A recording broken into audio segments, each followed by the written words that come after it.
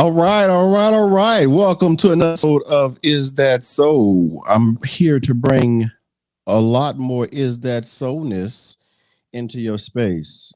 I know a lot of y'all been working hard, and a lot of us we go back to families, and we have not only ourselves to take care of, but oftentimes other mouths to take care of. And there's a lot of complexity that goes along with being and interacting with other human beings, particularly along the family unit, along the family lines. And so today, on this episode of Is That So, we have Theia Turner, author of the book Birth from the Heart. And so she's going to come here and talk to us about how to navigate some of the complexities of specifically blended families. But y'all know I do a little segment before I invite the guest on. And so I did some research, y'all. Did y'all know that 16% of children live in blended families per the U.S. Bureau of Census? 1,300 new step families are formed each day. 16% of children live in blended families, and 1,300 new step families are formed each day. 6 in 10 women's remarriages create blended families. These are some actual factuals, y'all. 6 in 10, so 60%. 60% of women's remarriages create blended families. 60 to 70% of marriages involving children from a previous marriage fail, a statistic reiterated by the Census Bureau, which found that divorce, and I put an I here, y'all, because I ain't have enough room. Stream, y'all need to fix that. I ain't having enough room to finish the rest of my factoid, but which found that divorce increases. The I represents an increase. The Census Bureau reiterated that they found that which found that divorce increases in relation to the number of times one marries. So divorce, there's a correlation between the number of divorces and the likelihood of future divorce. I could see that, you're like, hey, I thought that pain was going to end me the first time. But now that I did it 7 times, I'm all right with it, I roll the dice on the next one. All right. I'm not really saying that's what it is. I don't know, y'all. I have a couple of more factoids for y'all. Children of Hispanic, Black, and white backgrounds, quote unquote, are equally likely to live in this type of family. Children of Hispanic, Black, and white backgrounds are equally likely to live in this type of family. Again, children of Hispanic, Black, and white backgrounds are equally likely to live in this type of family. And the last factoid I wanted to bring to y'all is children from Asian families are half as likely as Hispanic, Black, or white kids to be part of a blended family. Children from Asian families are half as likely as Hispanic, Black, or white kids to be part of a blended family. And these facts are cited, of course. These facts are also can be found if you go directly to the U.S. Census Bureau. But these facts were, I did it the lazy way, so I took it from an article. So you can find these facts online at Blended Families Statistics, which I have down at the bottom. A Deeper Look into the Structure by Kristen McCarthy, Masters of Education. Thank you, Miss McCarthy. I found the information to be quite suitable for today's evening and actually quite relevant. So thank you so much for that. So again, 16% of children live in blended families, and 1,300 new step families are formed each day. That's wow. Okay, so I'm actually happy I researched that because I needed to understand the relevance of the book that my guest is an author of. So I've been doing a little bit of research, and so we're gonna invite her on. So y'all understand that there's a large proportion of our society that exists in blended families, and I clearly, for me, blended families, I actually know way more people in blended families than not, So I believe that this is definitely a pertinent topic. When we talk about mind-body medicine, you need to understand how to protect your mind. And so if you had someone who's already been through the stressors for you, yeah, stressors, that's what I said, stressors. If you have someone who already been through the stressors for you, who has the wisdom, who has suffered from the pain, let me tell you, it's wise to learn from other people's mistakes and successes. That way, you don't have to suffer that pain. Again, it's either in this life, either we get understanding or we get a pain that brings about understanding. And so, my guest today, she's coming to give us some understanding when it comes down to blended families. And also, I saw something on the website called bonus parent. I never heard of that before, so I'm gonna ask about that. So I'm gonna welcome to the stage now Miss Theia Marie Turner. Whoa, wait, pause. There we go. Yeah. Hello. Yeah. Theia Marie in the house. What's going on? Hey, in the flesh, it's me. What's up? In the flesh. So yes, I'm gonna let you, talk to the people for a second, but I've been doing some research on you, Miss Turner, and I learned that you had a brilliant older brother, the one that you're closest to. And, I found out, I had my investigative reporters check out some other details. And you have a younger brother, who's quite hard headed, but, an amazing individual, and an older brother who escaped from a psych ward. No, he didn't escape from the psych ward. That was a question mark. There was a question mark behind that. That was the investigative reporter. They said, did he escape from a psych ward? Question mark. So I don't even know if that's even relevant or not. But anyway, so can you introduce yourself to the people and tell us a little bit more about yourself? Absolutely. So my name is Theia Turner. I am the CEO of Solux Beauty. I'm a solopreneur. I am also newly an author of the book that we're going to discuss today, Birth from the Heart. And I've also earned my bachelor's degree. I am the only girl of 4 kids.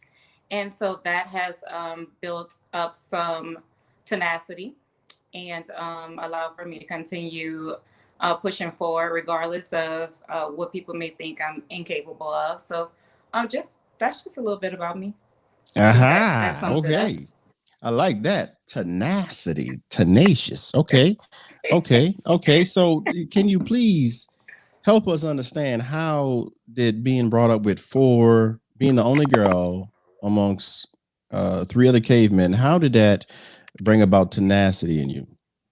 Well, I was often told what I couldn't do, and that just made me want to pursue it more. Basically, like, you're a girl, you're not supposed to do this, you're not supposed to. So, of course, that resulted in me going out and trying to play football with my brothers and cousins and getting run over multiple times. I know nothing about this. Right, and the ringleader of that. And just doing anything that people try to box me. If you try to box me into something, I would step outside of that box and say, oh, well, I can do that too. My brothers did it. Why can't I do it? It's just the gender. That's the only difference between, we all have the same blood. So, some more research. So Theia Turner, author of Birth from the Heart. So again, I checked out those factoids. And before I get into the question I have for you, what do you think about those factoids? Were those surprising to you? Not surprising to me now, because I've done a lot of research since I've been in the role. And to clarify for you what a bonus parent is, if you define bonus, it's an addition or something that helps to improve upon on something. So bonus parent is basically just an additional parent that's there to help, assist, aid, to make everything, to assist better, basically. And that's a really affirming phrase. I was concerned about that phrase at first, but now I realize it's a really affirming phrase, because when you think about a bonus, you do think higher thoughts. It's like, oh, I got a bonus. 6 in 10 women's remarriages create blended families. Now, of course, we're not here to speculate, even though I'm totally going to ask you to speculate, but we're not here to speculate. But why do you think this is? What do you think contributes to this? Like you were saying that some people may not appreciate the bonus parent. So, why would somebody not appreciate the bonus parent? I don't understand. Because they are coming into a new territory that people aren't accustomed to them operating in. So basically, when you come into a new family, it's like that old family is still there and they may be still grieving that family. So then when you insert yourself, they may feel like, well, you know, my family was just fine. We don't need you. We don't need your help. We don't need your assistance. Your bonus can be brought somewhere else. Basically, you're not a bonus to me. That's how some people can feel, not all people. So wait. Let's go with that. Let's go with that. So is that what your book is connecting to?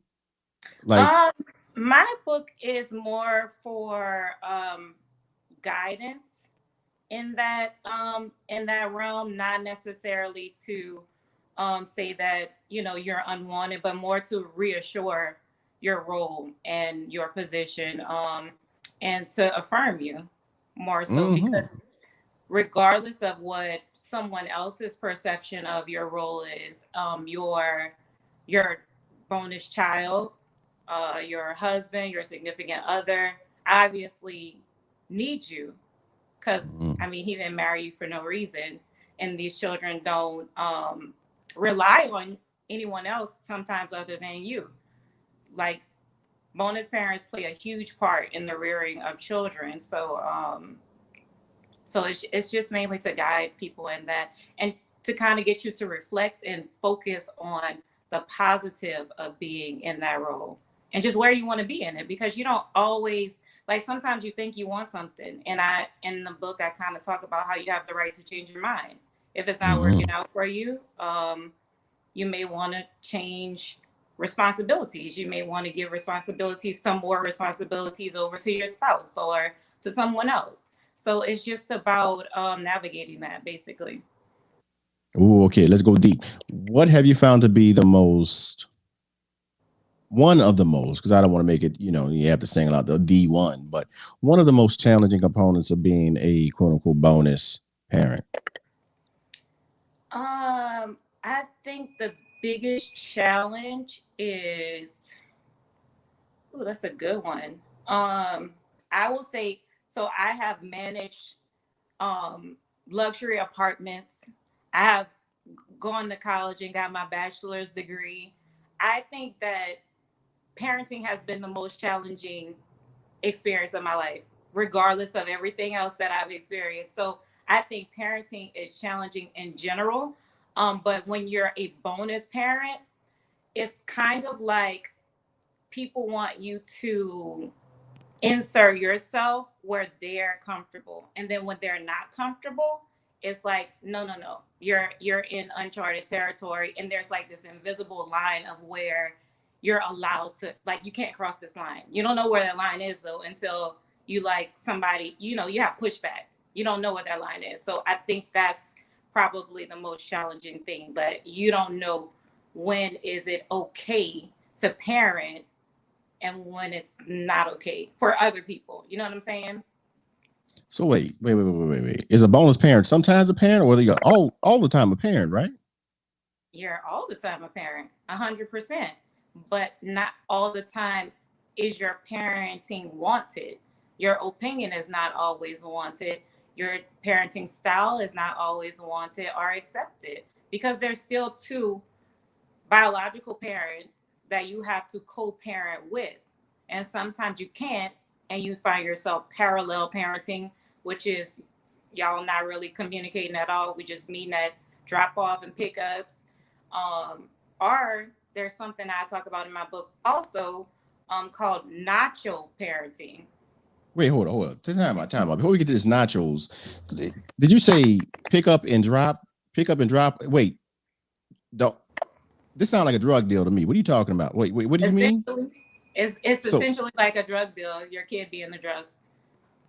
So explain that to me. Okay, talk about this drug deal. So if you usually you have a parenting agreement, or you come to terms with the parents, and y'all have like a pickup, literally a pickup location. Hey, we're going to meet here halfway or whatever, and I'm going to give you the goods, your child, and then, you know, we're going to go both ways until we have to meet again, and we don't communicate at all. So that's one way to parent. Okay. So how do you navigate that? Like, is this something? Wait, and what you said, is the nachos related to the drug deal? What's going on? Is that the code word for the drug deal? What's going on with the nachos? So nacho is a term used, and I explained that basically. I explained that in my book as well. But nacho is a term used to describe step parents or bonus parents who just completely operate like a babysitter. They don't insert themselves. They don't nurture. They don't apply rules or restrictions. They basically are like the cool auntie, and they remain in that superhero, like, hey, I'm the fun person. You don't have to worry about any rules or stress, or they don't want to take on the stressors of parenting at all. Because most people that opt that way, they've had so much resistance that it's like, nah, that's not good for my mental health. I'm gonna go ahead and step aside. This is your creation. You've done this, and you take on all of that, basically. So wait. Help me out here. The natural parent. So the natural parent, it sounds like they pretty much, and disclaimer, y'all, because some people take things way too serious. Children are not drug dealers. We were just joking. That was a bit of what is it called? What is it? Not sarcasm. It's another word for comedy, crude comedy. Facetiousness. No, not facetiousness. But anyway, just know that it was all for laughs and giggles, and no, children not drug deals. We love children over here on the Is That So show, and I'm pretty sure Mrs. Turner does as well. So now, moving beyond the drug deal, so these natural parents are pretty much not doing anything. They just pretty much, they stand alone. They just, what is it? I don't understand. Yeah, that's what it is. I'm not your parent. I'm not inserting myself. I'm not putting myself in the middle of anything. I'm not stressing. I'm not giving you rules. I'm stepping aside. I'm letting my spouse, who is how I'm connected to you, parent, and I am just inserting myself when I want to have fun. Hey, I'm going to get ice cream. You coming? And that's the extent, basically. They don't want any of the stress that comes with parenting. How does that work? Does that work?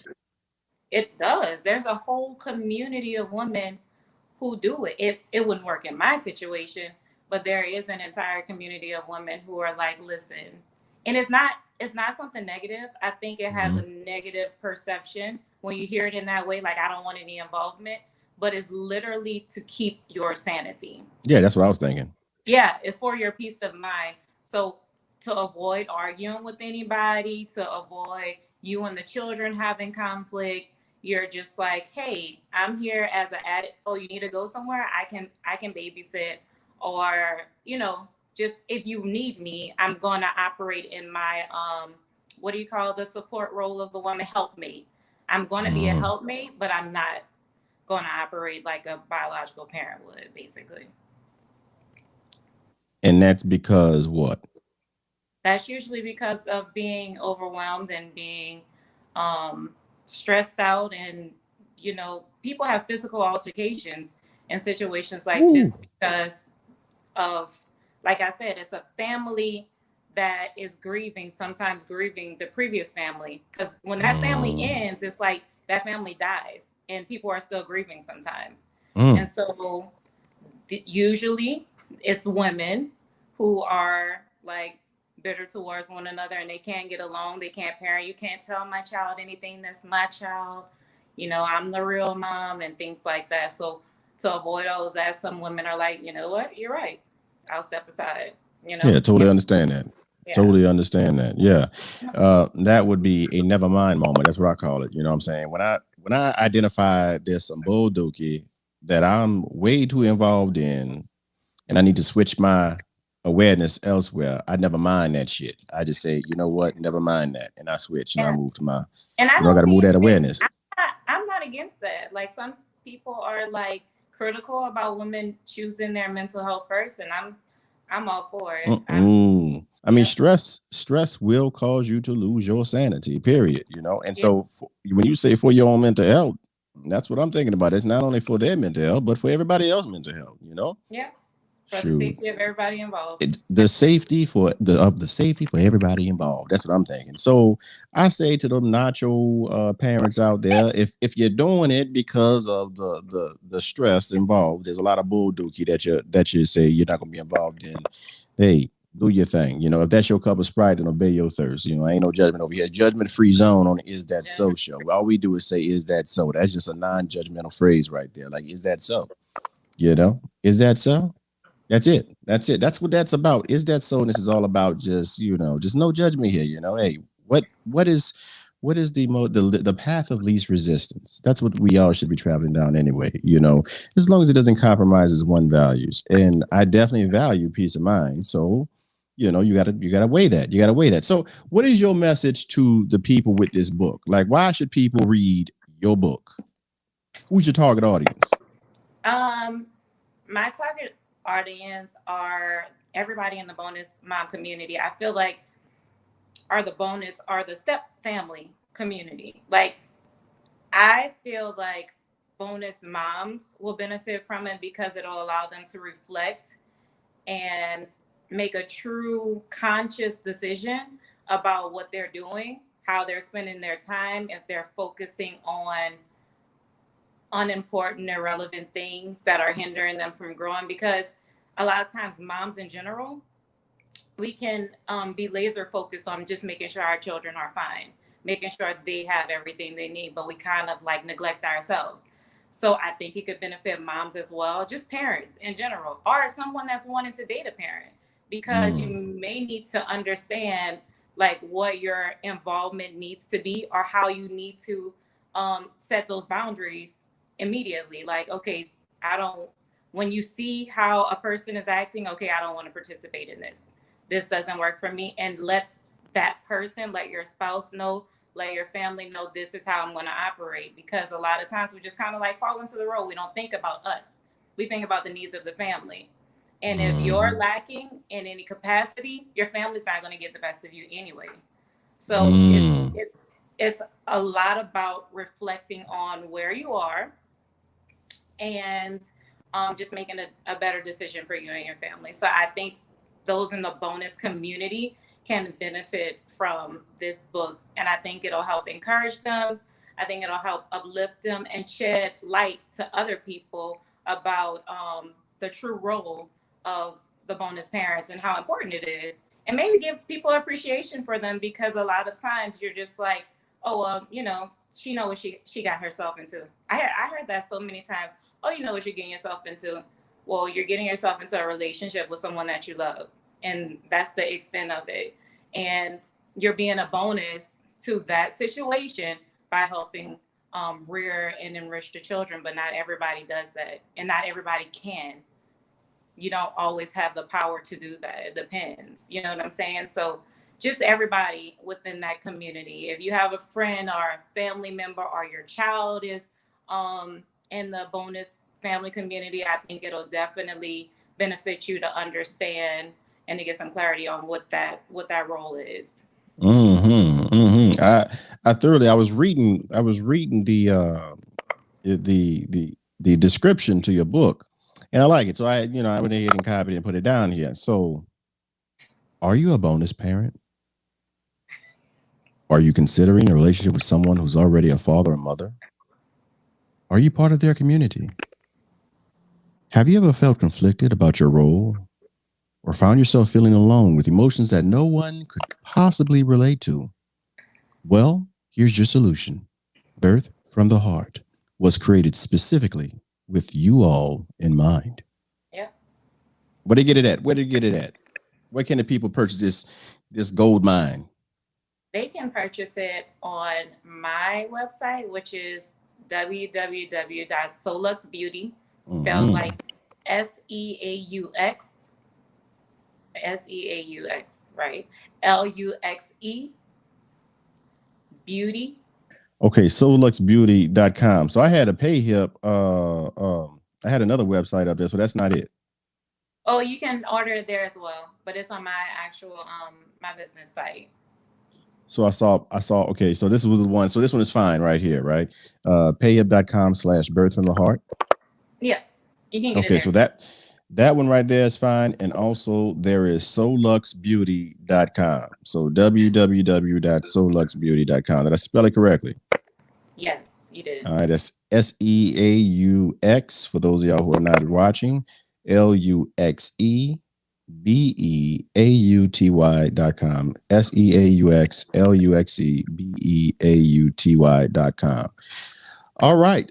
So is there any other message you want to put out there as far as like your journey, any jewels you want to drop from your journey? You know, like why are you even passionate about this? Like, you know, why? I'm passionate about it because like the description, there have been times where I've been confused about my role. There's been times where I have fear and insecurities about my role. And there's so many women that I see are having that similar experience. And I think that they just need to hear that there's a light at the end of the tunnel. And there's no like cookie cutter situation. There's no, you know, everybody's situation is not going to be the same, but you can navigate it and you can make it easier. And like you said, you can go the path of least resistance by following a couple of the things that I said in the book. And just letting people know that they're not alone. I'm a good resource, and anybody that wants to connect with me, I'm easy to find. I'm on Facebook, I'm on Instagram. You know, just let people know that they're not alone. That you had a statistic, but I also had a statistic that said there are 15% of first marriages result in step families, which means most people have had children by the time you're marrying them anyway. So you don't want to be blindsided. I think information and being able to apply information is going to make that journey easier. So that's why I just think that a lot of times what we think is pain really has a purpose, and it really can lead to us gaining a wealth of knowledge and a better experience to be able to help other people. And I think that that's what my journey has done for me. So. Well, damn. All right. I'm going to have to buy me 4 copies. There you go. Birth from the heart. So I do think this is relevant too for the people. That statistic that I threw up there earlier: children of Hispanic, Black, and white backgrounds are equally likely to live in this type of family, and so that shows the array, the span. You know, it says only the children from Asian families are half as likely, but you know, every other ethnic group, pretty much, you know, it's pretty much across the board. You know, that's what I wanted to say. Now, some other tips I guess we would want to give people who are thinking about being with someone who's already have kids. I mean, the only one I could think of, honestly, and this is just because it comes up way too much, I see it as a telltale sign way too often, but if you see that person by themselves way more than you see them with a child, you may want to do some investigative work. Just have a little bit of curiosity in that space. No judgment, just curiosity. Yeah. That could go both ways too, because sometimes when specifically a father doesn't have their children, there's probably a situation of animosity. Like I said, it's the death of another family. So it's tricky, but you definitely want to investigate. You don't want to just take someone's word for it and say, oh, you know, I can't see my child. Sometimes that's just a matter of no effort. So definitely want to do a little, because it is concerning if someone, you know, you don't want to have someone who, because if you're considering having children with them, you know, you may want to look at that. I think that's important. Yeah, you want to check that out. You want to do a thorough background check there. You know what I mean? Make sure all them T's are crossed and all those I's are dotted, you know, if they're lowercase. But, you know, look for those signs. You know, you can fall head over heel. You know, you can fall in love. But the way that I see it is that love is sort of kind of like, you know, you fall in love is like falling into, you know, throwing a seed down to the ground. First, you have to make sure that the ground has the nutrients needed to feed that seed. And that seed has to go deep enough so that the sun doesn't scorch it, but yet not too deep where it can't get nutrients from the sunlight.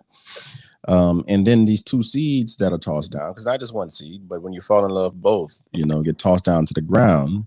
So the falling can feel pretty like you don't have control over it.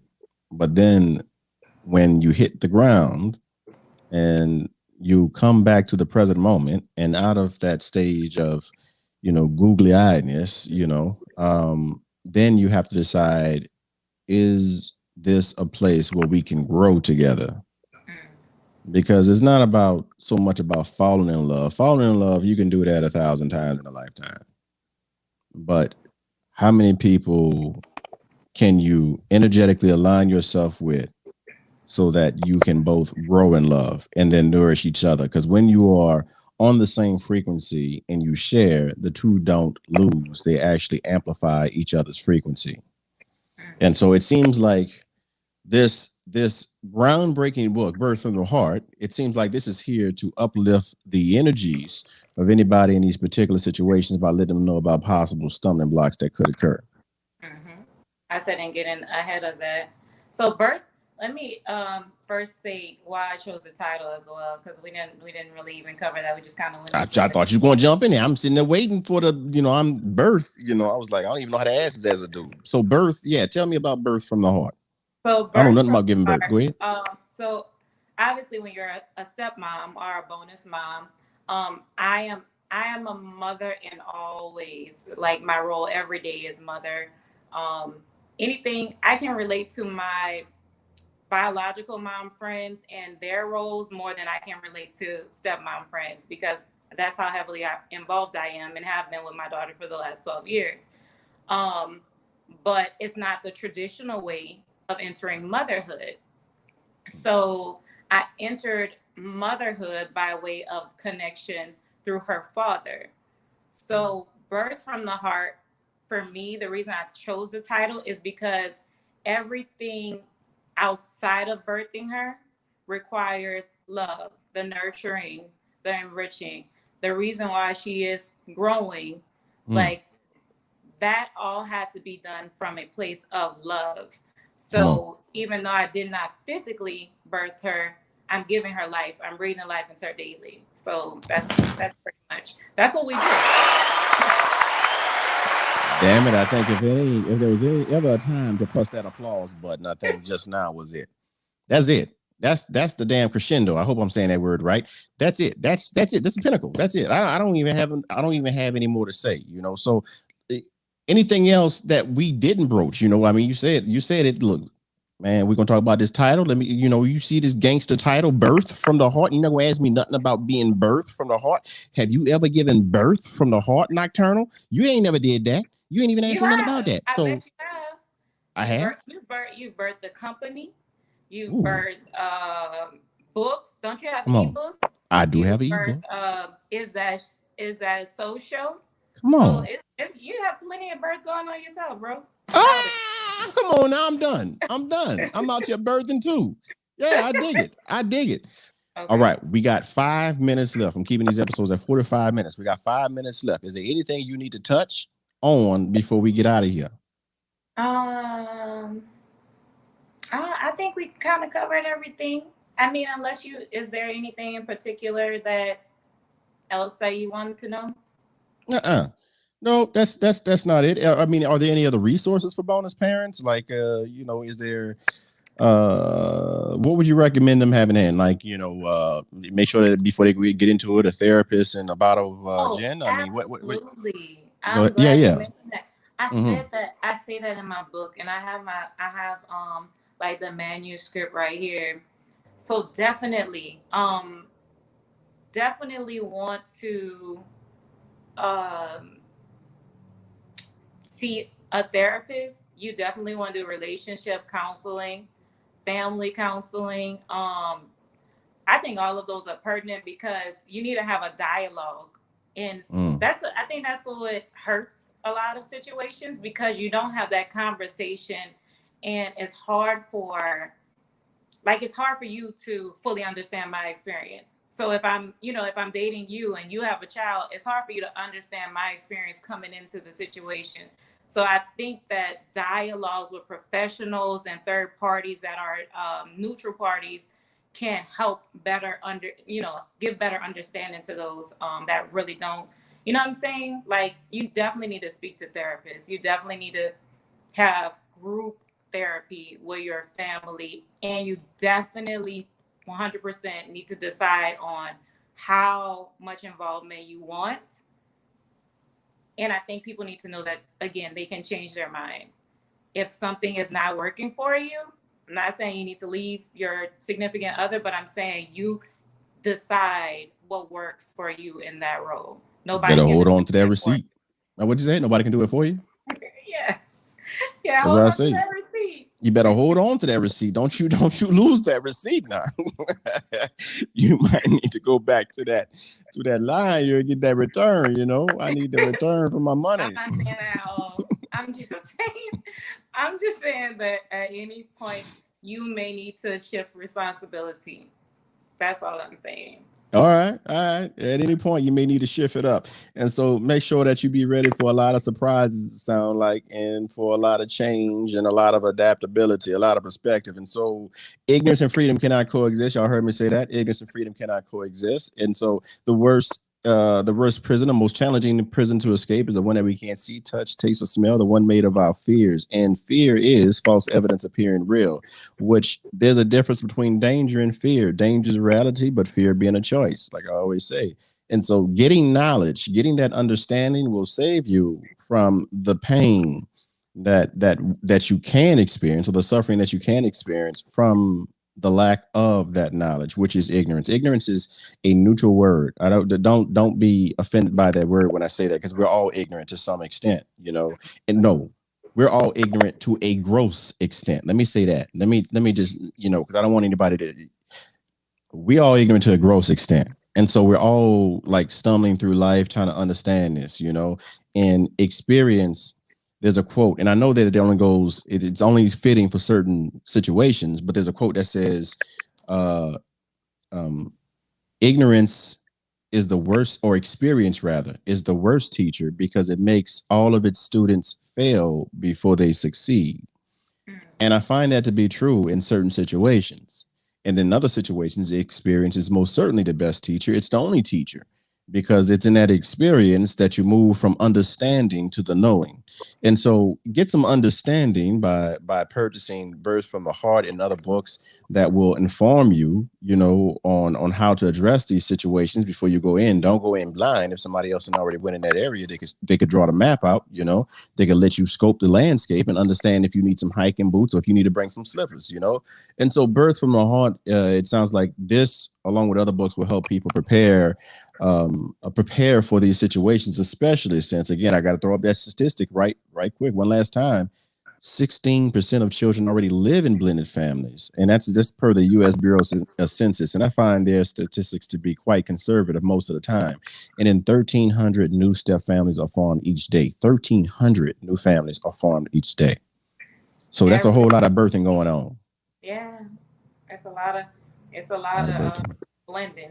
For sure. A lot of blending and birthing and everything else. So look, if y'all want to get that manual, that truth, some jewels that will assist you in navigating the terrain of being a bonus parent, then please hurry up, run and order the Birth from the Heart book before she goes on tour and she's not no longer putting out the book, so you want to get it right now. You want to get people at the beginning, of their ascendance, to higher plateaus, because it's usually when we speak the most passionate, because we're the most hungriest, and also we are the closest to what we're talking about. Like, if we're still in it, or we just learn how to navigate through it, and understand again that most of your growth will be growing pains, not pleasures.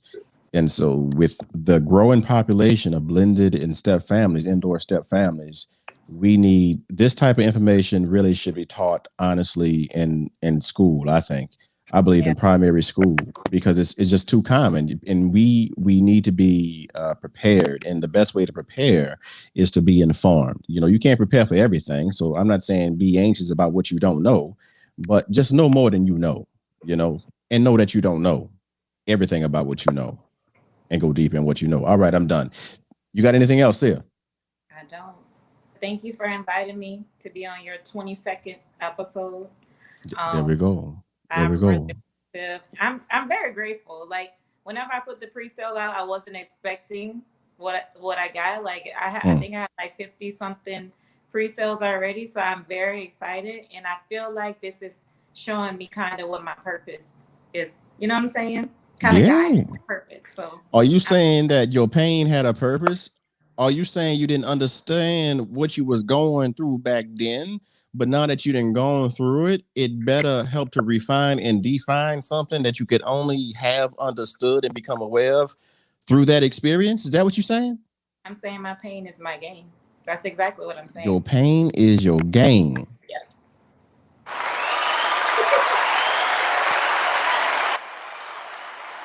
Oh, God. I'm done. Look, Theia, thank you for being on the show. Yo, this is my sister. I'm gonna say this before I put it backstage, y'all. This is my sister. I love her dearly, and I'm extremely, extremely proud of her.